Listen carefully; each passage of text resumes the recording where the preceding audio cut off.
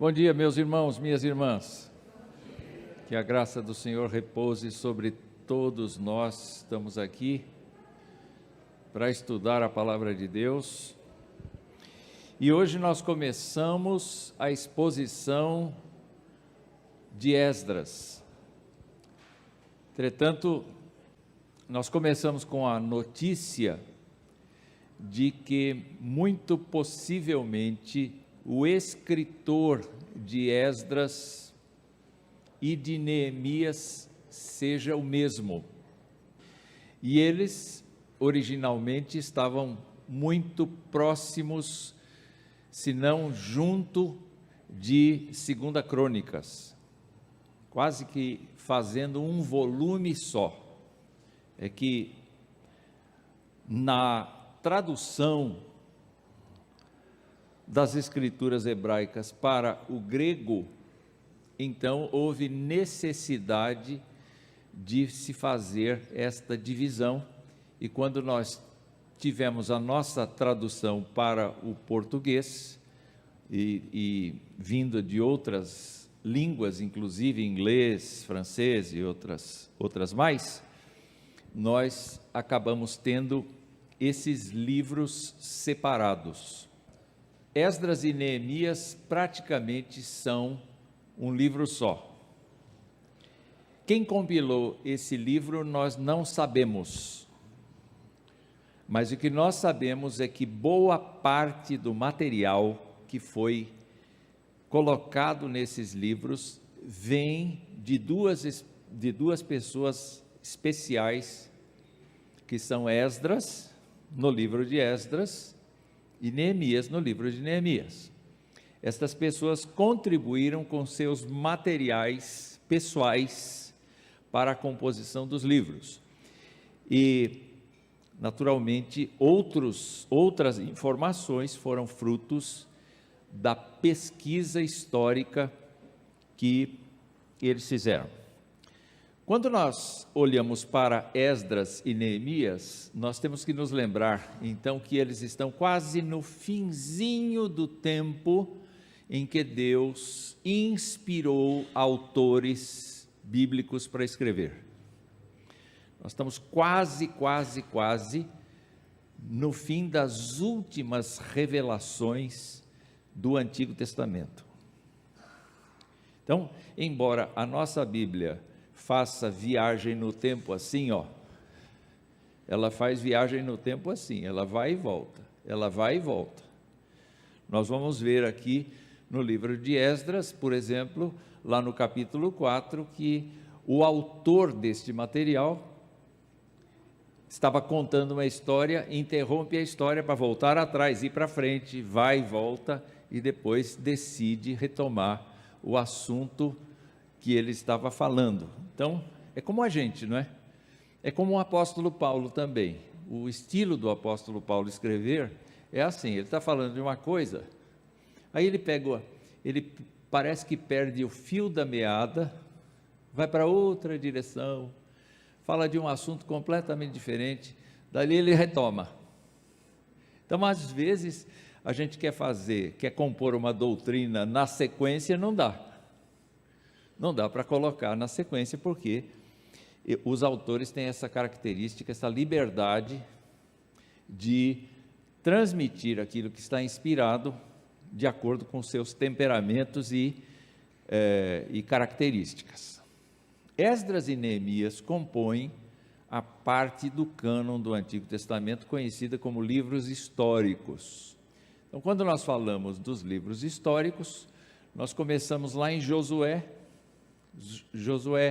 Juízes, Rute, Samuel, Reis, Crônicas, Esdras, Neemias, Ester. Paramos aí. Esses são os livros históricos, considerados históricos. Alguns chamam isso de profetas anteriores. De qualquer maneira, esses dois livros registram a partir da volta do povo para a terra prometida. Não é da ida, é da volta.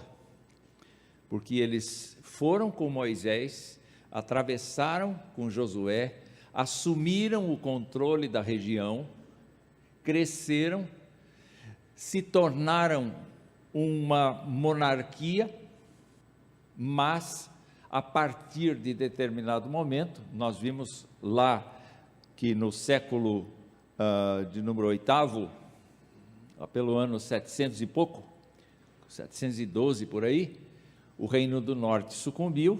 Depois, em 586, 587, o Reino do Sul sucumbiu, e essa nação de tantas glórias do tempo de Davi, do tempo de Salomão, acabou sendo um povinho subordinado. Eu preciso fazer bem essa diferença para vocês perceberem como foi a disciplina do Senhor em relação a eles. Eles podiam ter vivido, se ficassem fiéis a Deus, como uma monarquia instituída, um lugar assim, onde a palavra de Deus era exercida, o culto era exercido, mas eles preferiram aderir a outras nações. Aquele recado que nós recebemos agora de manhã, a respeito da gente ter cautela, eles não tiveram cautela. E quando os apóstolos se referem a eles, dizem assim: prestem atenção, estas coisas foram escritas para que vocês se lembrem, que sirvam de exemplos para vocês que são cristãos hoje, porque a falta de cautela leva à destruição mesmo. O diabo não tem piedade de ninguém. O que ele quer é destruir as convicções, o que ele quer é solapar as convicções. O pastor falou de que um grande inimigo da contemporaneidade é o conforto, e eu comentei com o Guilherme ali, na hora, falei, tem outro inimigo que eu arrolo aqui, que é o politicamente correto. Hoje nós estamos vivendo na política correta, e nós precisamos ter a ideia de que o politicamente correto também é um inimigo a ser combatido. Então, quando a gente lê esses livros, a gente lê coisas que eles estavam escaldados, entende? Eles estavam alertas para os erros cometidos no passado, e a liderança então fazia questão de mexer nesses pontos difíceis, complexos, que efetivamente prejudicavam a vida do povo. E a mensagem, a tônica da mensagem sempre foi essa: olha, prestem atenção, nossos pais pecaram, e nós não podemos incorrer nos mesmos erros. Então, esta é a perspectiva pós-exílica. Ainda assim, não existe unanimidade entre o povo. Quer dizer, tem gente que leva muito a sério os apelos dessa liderança.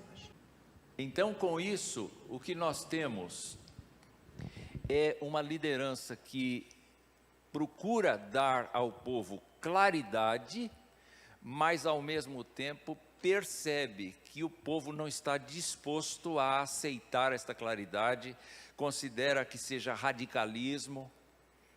Não é diferente de hoje. Não é diferente de hoje, não é? Então eles compartilham dessa perspectiva pós-exílica sobre o relacionamento com Deus, o relacionamento de Deus com seu povo e a esperança de bênçãos futuras. Bom, como é que é o livro de Esdras? Dá para ler o livro de Esdras em menos de meia hora, porque ele tem 10 capítulos.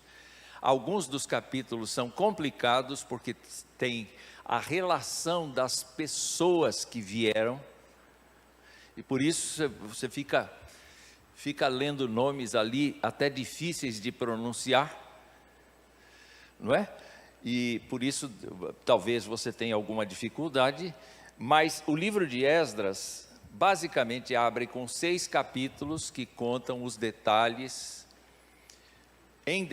contam em detalhes o retorno do primeiro grupo de exilados depois do decreto de Ciro em 538. Nós estamos falando então do século VI antes de Cristo, não é?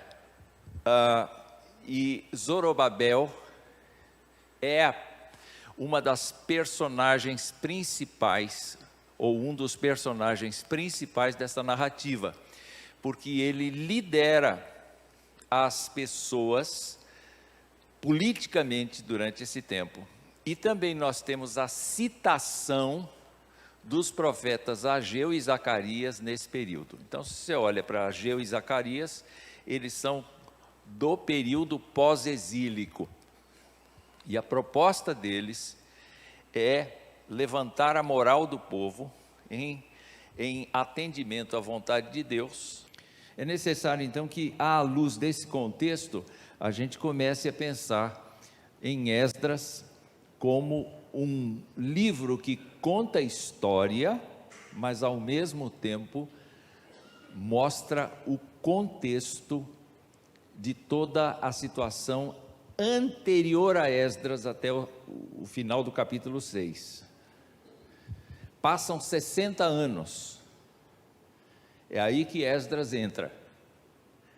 Então, aquilo que se contou até o final do capítulo 6 de Esdras, não pertence à vida de Esdras. Talvez ele tenha nascido naquele período ainda. Ele só entra na narrativa a partir do capítulo 7. Então, a partir do capítulo 7, ele está presente em Jerusalém. Podem observar aqui que depois de 538, só em 458 é que Esdras chega. Então você pode ver, os 6 primeiros capítulos de Esdras ocorrem 6 décadas antes de Esdras. Às vezes a gente pensa que é do dia seguinte, não é? Não é não, são 60 anos. Quem já viveu 60 anos aqui? É bastante tempo, não é? É pouco tempo, mas é bastante tempo, não é? Não é? Então, passou rápido? Ai, ai. Quem já está nos 80 que o diga. Então, o que se descobre de Esdras é que ele efetivamente não é um líder carismático mandão.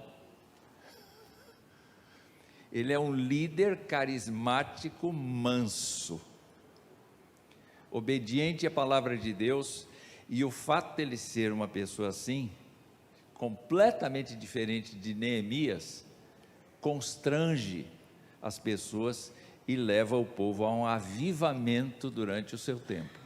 Então é importante a gente perceber que Deus usa líderes de diversas matizes, de diversos temperamentos, para trabalhar nas coisas do seu reino, e em todos os casos a gente encontra avivamentos, tanto naquele que é uma pessoa humilde, introspectiva, quanto aquele que é escancarado, aberto, uma pessoa que fala às vezes até sem pensar. Você não pode duvidar da eficácia do Espírito Santo usando tanto um Pedro, que era cheguei, sou eu, quanto um Paulo, eu vou matar vocês, mas eu vou ensinar o Evangelho. Paulo era assim, não é?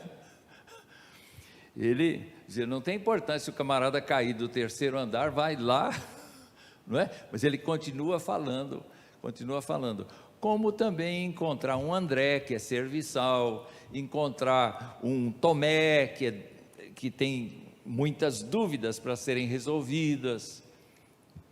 Não importa o temperamento, se é Esdras, se é Neemias, Deus usa as pessoas com eficácia, cada um dentro da sua personalidade. E aquilo que tocou Esdras foi a questão da impureza matrimonial. Esse foi o ponto. Como assim? Como assim? A gente vai olhar para trás, daqui a pouco a gente vai olhar para trás e vai ver que Esdras era um descendente direto de Arão. Quem foi Arão? Arão foi o irmão de Moisés, que foi a boca de Moisés diante de Faraó, e depois foi tornado por Deus o sumo sacerdote do país inteiro. E Esdras é descendente direto dele. Então Deus foi chamar Zorobabel, que era neto, os ancestrais de Zorobabel eram da casa de Davi. Agora, Deus chama Esdras, que é um homem da casa de Arão. Neemias é que não tem nada disso. Mas esses dois mostram assim a promessa de Deus mantida no decurso das gerações. E Esdras, então, se lembra que o seu tataravô, junto com Moisés, escreveram o seguinte: é vontade de Deus que quando vocês entrarem na terra prometida, vocês não se misturem por casamento com o povo da terra. Deus não quer isto. Era uma ordem absolutamente clara. Não era uma coisa subentendida, era uma coisa clara. E quando então Esdras chega, algumas pessoas vêm procurá-lo e dizem: a situação nossa é essa. E o que Esdras faz não é reunir todo mundo e passar um sermão em todo mundo, como Neemias fez. Esdras faz diferente. Esdras rasga suas roupas,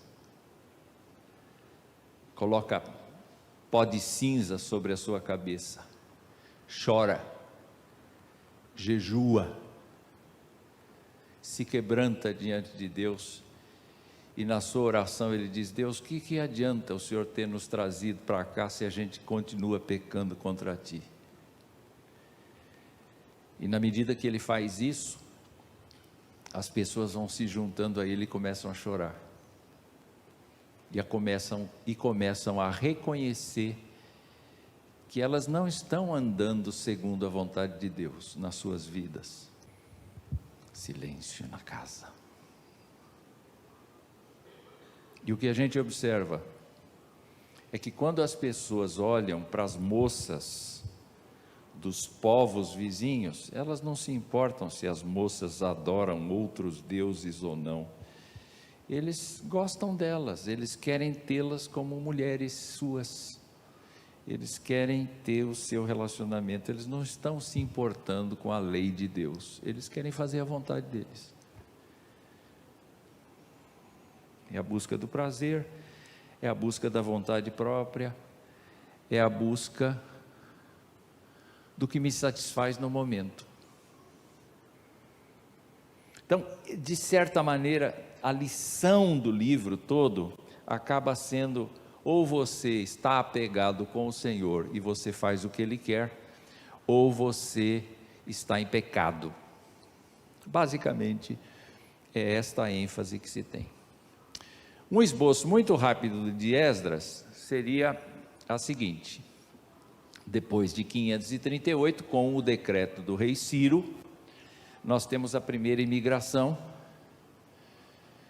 e nós temos 50 mil pessoas voltando. Imaginem que quando Israel chegou para assumir a terra prometida, algumas pessoas contam por volta de 2 milhões de pessoas, e agora são 50 mil.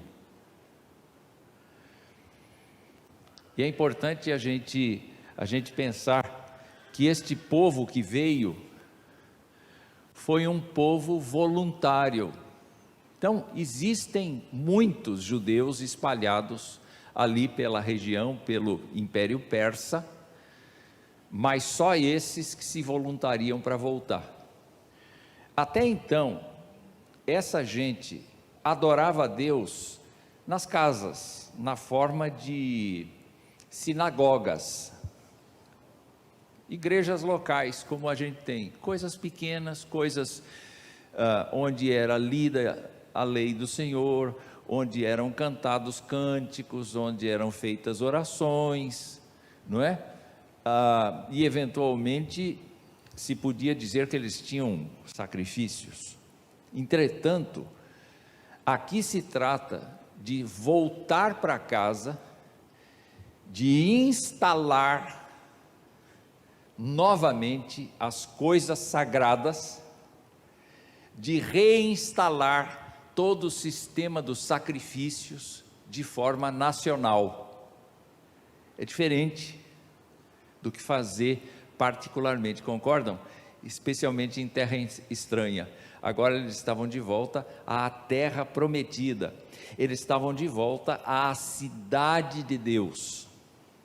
Então a gente vê que a primeira preocupação deles é a de restauração do altar e restauração do templo, restauração das festas, restauração das coisas que eram necessárias. Aí você vê todas as dificuldades neste item aí que vai do 3:1 até o 6:22, você vai ver o autor de Esdras publicando várias cartas dos acusadores dos judeus, dos reis respondendo, a obra começa, a obra para, e assim com muita dificuldade eles vão fazendo os seus serviços. Na terceira divisão do livro você tem a segunda imigração, que acontece com o próprio Esdras, e aí você tem então a relação das pessoas que vieram, o número de pessoas que vieram. É preciso fazer as contas, porque Esdras não dá o número exato dessa segunda imigração, mas os matemáticos de plantão já fizeram isso, em qualquer comentário você encontra. E aí entra a questão dos casamentos mistos, que é basicamente a descrição de como Esdras se prostra, de como ele ora, de como ele necessita do consolo de Deus para essa situação que ele considera a pior condição espiritual do povo, que é a infidelidade a Deus por meio das escolhas dos seus cônjuges. Para ele é uma questão não de segurança nacional, é uma questão de segurança diante de Deus.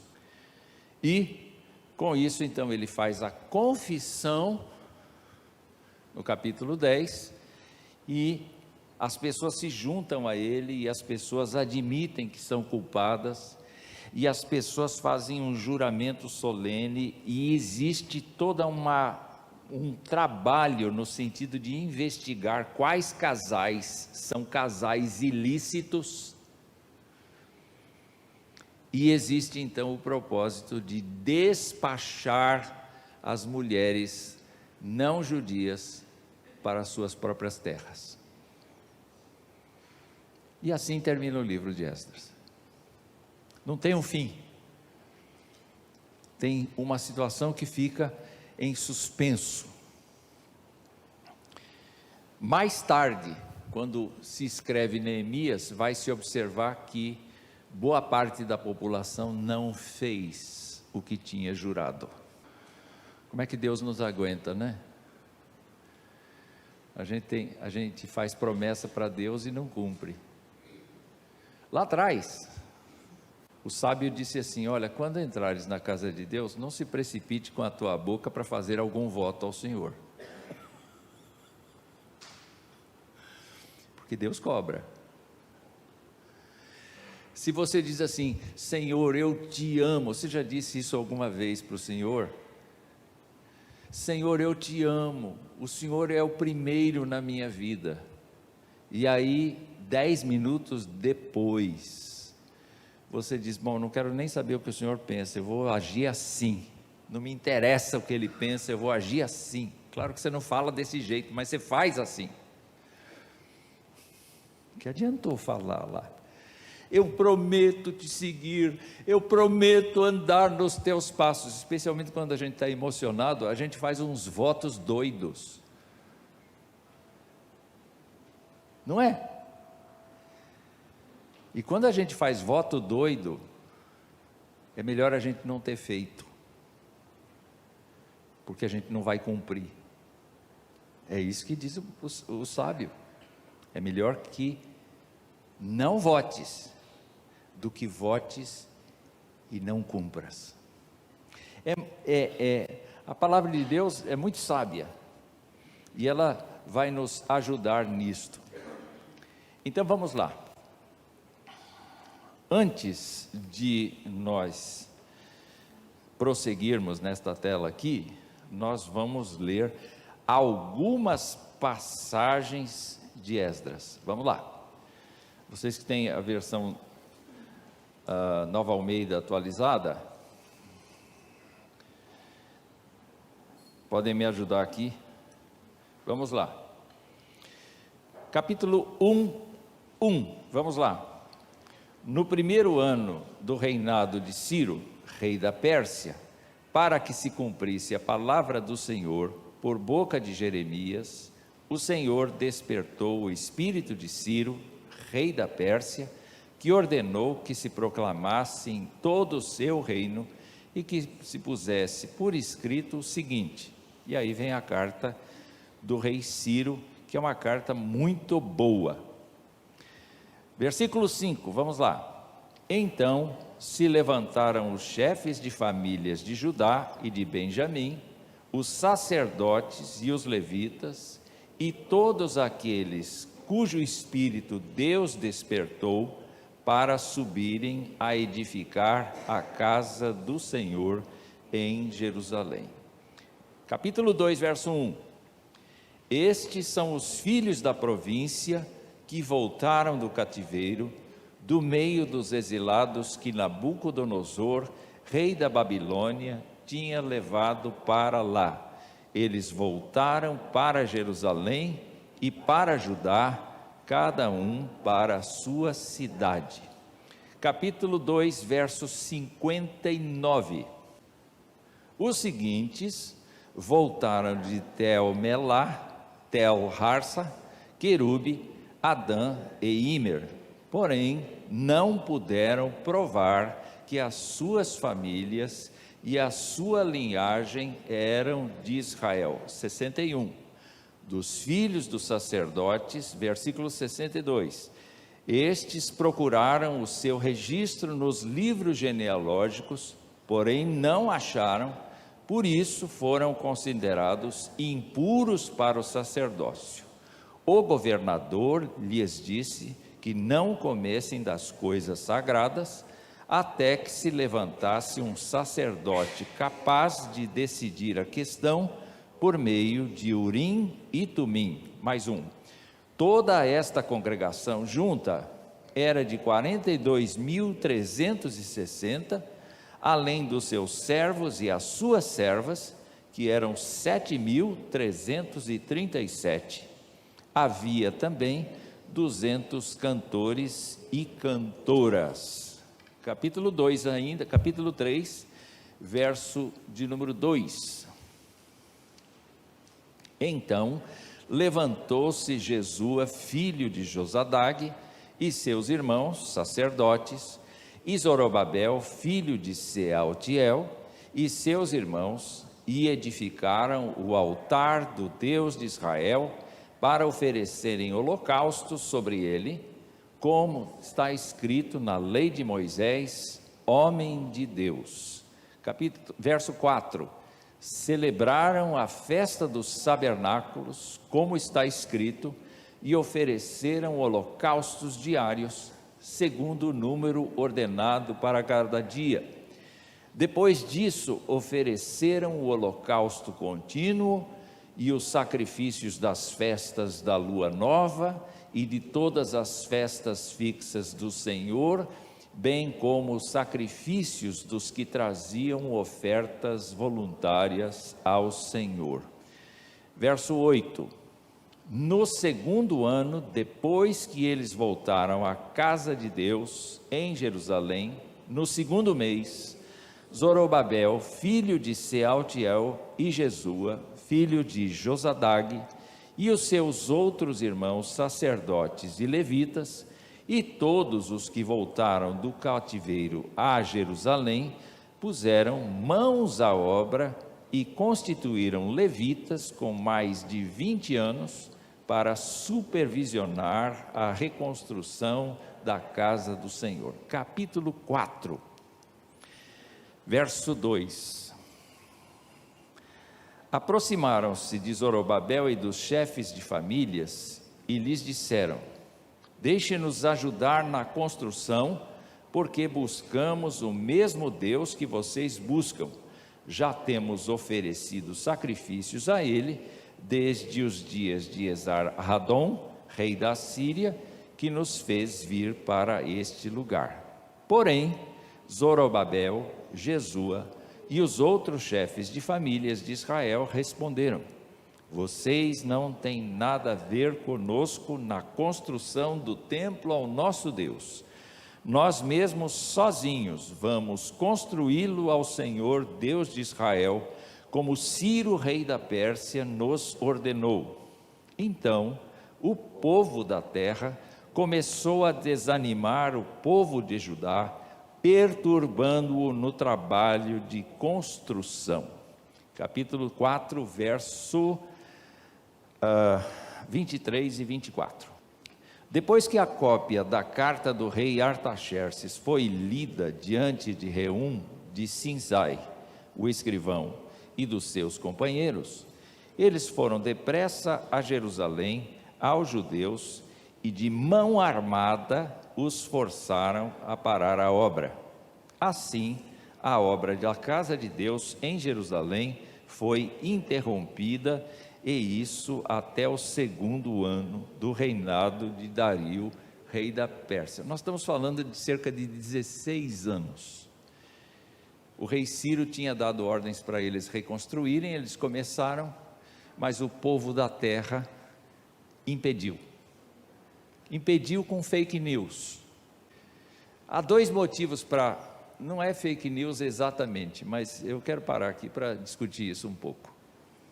Eles disseram assim: se o rei deixar esse povo reconstruir Jerusalém, essa cidade é uma cidade difícil, é uma cidade complicada, é uma cidade rebelde, é uma cidade que não se sujeita. E eu vim pensando, por que essa cidade é rebelde? De um lado, ela é rebelde positivamente, porque ela obedece à lei de Deus. Tem pessoas ali que não concordam com o pecado, não aceitam o pecado e querem obedecer a Deus, sacrificam a Deus, vivem para a glória de Deus. Esse é um lado. Mas tem um lado que culminou na invasão de Jerusalém, que foi o lado de não obedecerem a Deus. Foi o lado da rebeldia, foi o lado de negligenciar os impostos, foi o lado de não terem bons governantes, foi o lado de desobedecerem à lei de Deus. E por isso o próprio Deus foi aquele que decidiu que Jerusalém não podia permanecer na mão dos judeus e tinha que ser destruída. Então sempre foi uma cidade trabalhosa, até hoje é uma cidade trabalhosa. Jerusalém é idolatrada por uma série de religiões universais, vamos dizer assim, não é? Monoteístas, mas é uma cidade trabalhosa. Então, nesse sentido, é que eles se aproveitaram desse argumento para impedir que o templo fosse reconstruído. Deus não ia desistir do seu templo, não é? Então, vamos lá. O que ele fez? Capítulo 5, verso 1 até o verso 2. Vamos ler juntos. O profeta Ageu e o profeta Zacarias, filho de Ido, profetizaram aos judeus que estavam em Judá e em Jerusalém, em nome do Deus de Israel que estava sobre eles. Então Zorobabel, filho de Sealtiel, e Jesua, filho de Zodajazag, começaram a reconstruir a casa de Deus em Jerusalém. Os referidos profetas de Deus estavam com eles e os ajudavam. Verso 5 deste capítulo 5. Porém, os olhos de Deus estavam sobre os anciãos dos judeus, de maneira que não foram obrigados a parar até que o assunto chegasse a Dario e viesse resposta por carta sobre isso. Porque a pergunta que foi feita foi a seguinte: quem deu ordem para vocês recomeçarem o templo? Quem deu ordem? Deus tinha dado ordem. Por meio de quem? Por meio de Ageu e por meio de Zacarias. Deus tinha utilizado o movimento profético para dar o start novamente do templo. Porque este é o mecanismo que Deus usa, a sua palavra, a sua vontade. Então, os adversários consultam o rei a respeito do que os judeus estão fazendo, e vai a cópia da carta, verso 6 do capítulo 5, para o rei Dario, nesses termos. Vamos ver o verso 11, quando eles descrevem as pessoas que estão construindo o templo. Esta foi a resposta que nos deram: nós somos servos do Deus dos céus e da terra, e estamos reconstruindo o templo que há muitos anos tinha sido construído, o qual um grande rei de Israel construiu e terminou.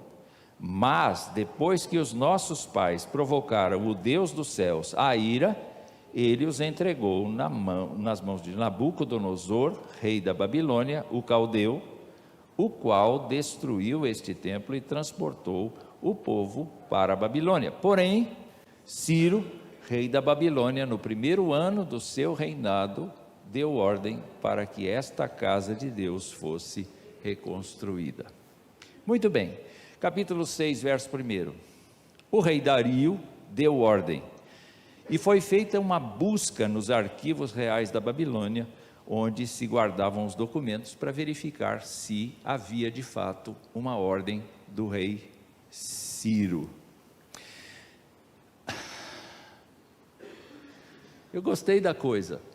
Eles tinham arquivos, eles tinham registros, eles tinham genealogias, eles tinham muita organização. Só porque não tinham luz elétrica nem internet, não significa que eles não fossem organizados. Eles eram organizados, profundamente organizados e respeitadores. É interessante, né, que um rei, depois de passar vários outros no intervalo, se reporta a uma ordem lá de trás. Só que o escritor de Esdras diz o seguinte: sabe por que tudo isso aconteceu? Que Deus estava dirigindo. Porque Deus estava dirigindo. Então não se trata de uma situação política meramente. É muito mais uma situação vista do ponto de vista espiritual. Coisa que nós devemos fazer nos nossos tempos. O que é que Deus está querendo? Onde Deus está trabalhando?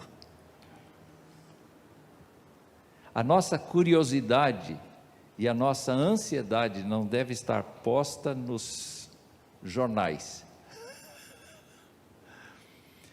mas deve estar posta em conhecer qual é o propósito de Deus.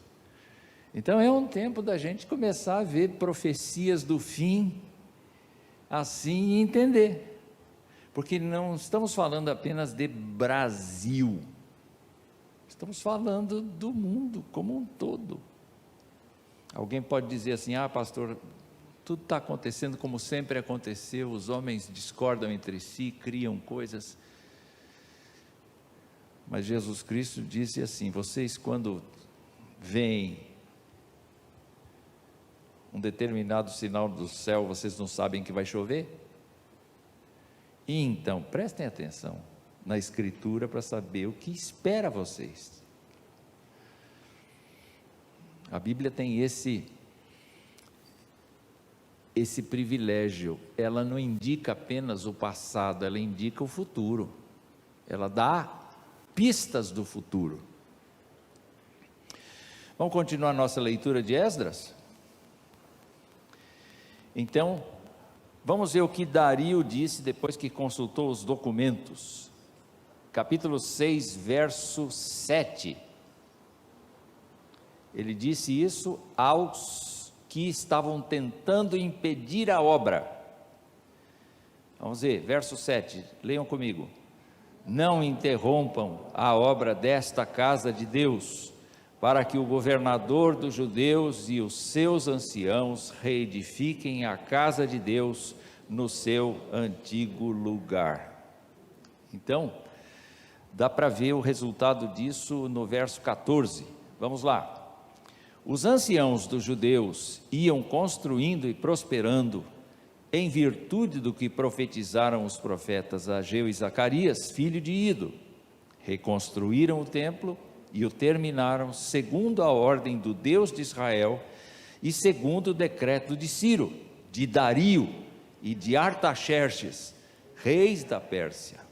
Viram só? Vamos para o último verso deste capítulo. Celebraram a festa dos pães sem fermento durante 7 dias com alegria. Por quê?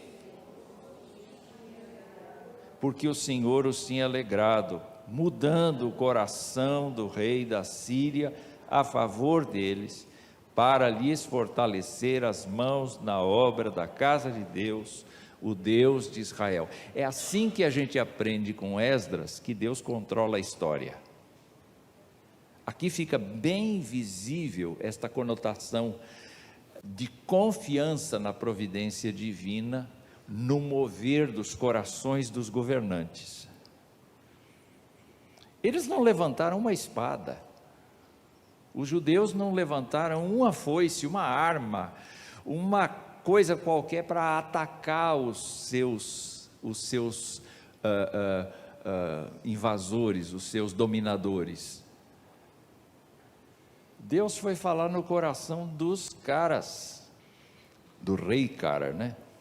Tem que deixar a posição dele marcada, né? Deus foi falar no coração deles, eles não eram crentes, e Deus pode falar um não crente para fazer bem para o seu povo? Pode, e Deus pode mudar a tristeza em alegria? Pode, porque para Ele, todos nós estamos na mesma condição, todos nós somos dependentes. E aí, quando Ele mexe lá em cima, no topo da pirâmide, as consequências vêm e a gente tem que aproveitar as oportunidades que Deus nos dá.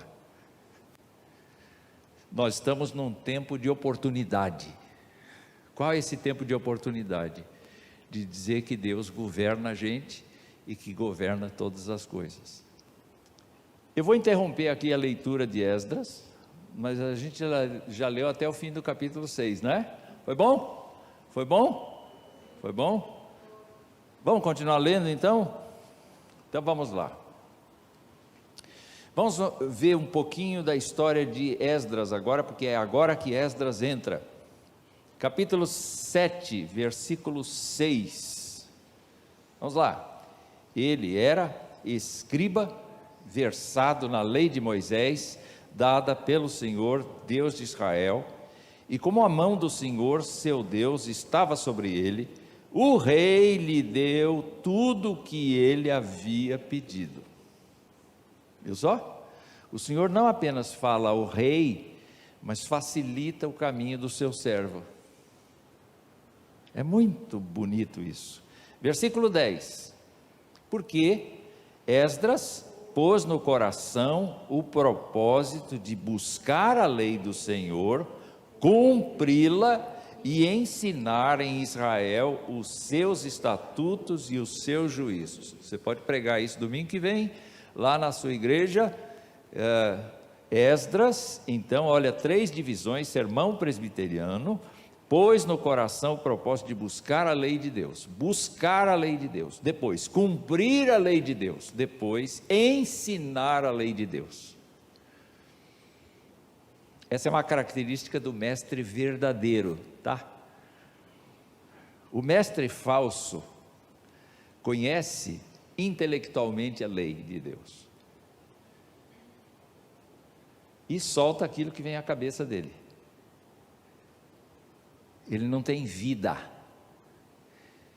Jesus Cristo identificou essas pessoas dizendo assim: vocês parecem sepulcro, por fora são caiados, são branquelos, são assim, bem vistosos, mas por dentro tem cadáver aí, tem podridão aí. Essa é a identificação do falso mestre. Observe a vida dele. Se ele não tem vida, ele é falso, porque ele fala uma coisa e impõe sobre a gente um fardo tremendo: você tem que ser assim, você tem que fazer isso, você tem que não sei o quê, mas na vida dele, ele não segue nada do que ele fala. O Esdras não, o Esdras era assim: eu quero conhecer a lei do Senhor, bom, então eu vou cumprir a lei do Senhor, e mais, eu vou ensinar a lei do Senhor. Outro dia eu recebi um comentário, porque o Magno pega uns pedaços, quando eu prego aqui, ele pega uns pedaços meus, ele me compromete, mas ele pega uns pedaços meus, assim de 30 segundos, daquilo que eu falei no sermão inteiro, de 45 minutos, 30 segundos ele pega, e é frase de efeito. Ele é jornalista, né? Ele aprendeu a manha de pegar a atenção das pessoas, ele coloca lá. E num determinado vídeo, alguém comentou, não é? E comentou assim: mas o senhor prega por amor ou prega por dinheiro? A esse eu fiz questão de responder. Eu acho que é do crente ruim, que a gente precisa ser crente ruim. Crente que acredita na criação, crente que não abre mão dos valores da Escritura, precisa ser ruim assim. Eu disse para ele o seguinte: olha, Jesus Cristo nos mandou pregar o Evangelho, e a gente só deve fazer isso por amor a Ele. O dinheiro não deve ser de jeito nenhum o nosso objetivo. Nós não somos mercadores da palavra de Deus. Nós somos? Nós não somos. De graça recebestes, de graça dai. Se por um acaso alguém resolve oferecer para você ajuda para você pregar o Evangelho, faça como o apóstolo Paulo: olha, eu agradeço que vocês, e oro por vocês, mas na minha vida inteira eu sempre me sustentei fora, com exceção de 14 anos que eu passei aqui nesta igreja de tempo integral. O resto dos meus 40 e tantos anos de pastorado foi ajudando inclusive a igreja, com o salário que eu recebia de fora. Então eu fiz questão de responder essa pessoa, porque ela pensa que a gente pode ser mercenário, e não, no Evangelho a gente não deve ser mercenário de jeito nenhum. Esdras não foi. Esdras não foi. Vamos ver mais um texto. Quando Esdras Esdras recebeu uma carta do rei Artaxerxes, gente, que é muito bonita de se ler. Vocês deviam ler do 7:12 até o 7:26 essa carta que o Artaxerxes escreveu para o Esdras. Devem ler essa carta, não vamos ler agora, não dá tempo. Mas olha só o que essa carta produziu no coração dele. Verso de número 28. Vamos lá? Não, 27 e 28. Vamos ler juntos? 7, 7, 27, 7, 27 e 28. Bendito seja o Senhor, Deus de nossos pais, que deste modo moveu o coração do rei para adornar a casa do Senhor em Jerusalém, e que estendeu para mim a sua misericórdia diante do rei, dos seus conselheiros e de todos os seus príncipes poderosos. Assim eu me animei, porque a mão do Senhor meu Deus estava sobre mim, e reuni alguns chefes de Israel para voltarem comigo. Versículo 31 do capítulo 8.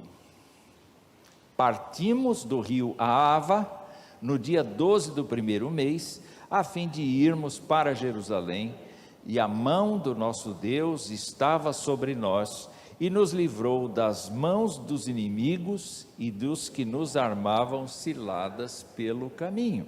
Observem que não foi fácil também, não é? E então, capítulo 9, verso 1, diz assim, eu vou ler. Acabadas estas coisas, alguns dos chefes vieram falar comigo, dizendo: o povo de Israel, os sacerdotes, os levitas, não se separaram dos povos de outras terras e das suas abominações, isto é, dos cananeus, dos heteus, dos ferezeus, dos jebuseus, dos amonitas, dos moabitas, dos egípcios e dos amorreus. Tanto eles como os seus filhos casaram com mulheres desses povos, e assim a linhagem santa se misturou com os povos desta terra. Olha como ele chama? Ele chama linhagem santa.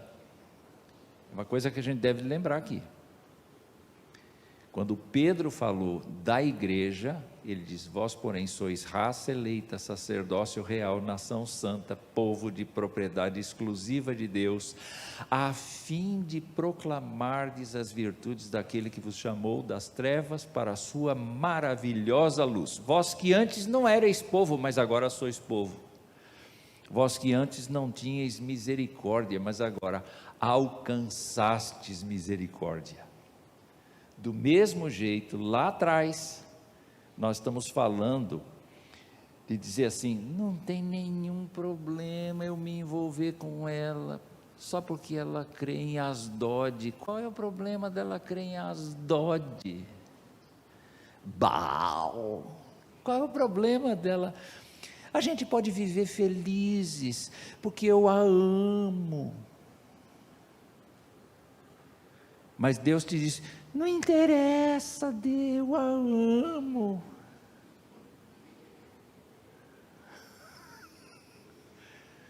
Amo. Neemias vai dizer lá na frente, que havia crianças no meio do povo que nem hebraico sabiam falar, só falavam a língua da mãe.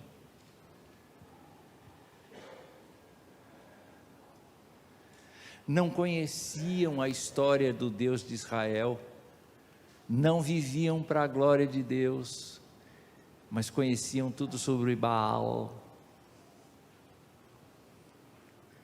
Asdod e outros deuses da região. Presta atenção, tudo isso tem a ver conosco, gente, tudo isso tem a ver conosco. O que os nossos filhos conhecem do nosso Deus? O que eles conhecem do Capitão América? O que eles conhecem de Jesus Cristo? O que eles conhecem quem? Do Homem-Aranha. Sabem tudo. onde nasceu, onde cresceu, o que pode fazer. E de Jesus,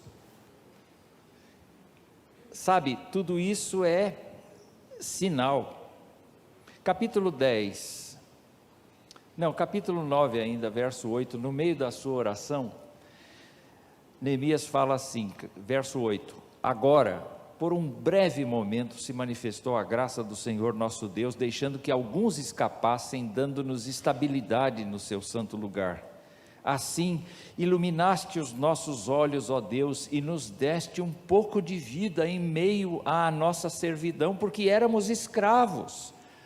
Mas o nosso Deus não nos abandonou em nossa servidão, pelo contrário, estendeu sobre nós a sua misericórdia, e achamos favor diante dos reis da Pérsia para revivermos, para levantarmos o templo do nosso Deus, para restaurarmos as suas ruínas, para nos dar um muro de segurança em Judá e em Jerusalém. Agora, ó nosso Deus, que dizemos depois de tudo isto?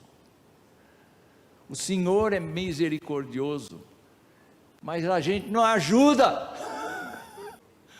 a gente não contribui, a gente não faz a nossa parte. O que eu posso dizer depois disso? Capítulo 10,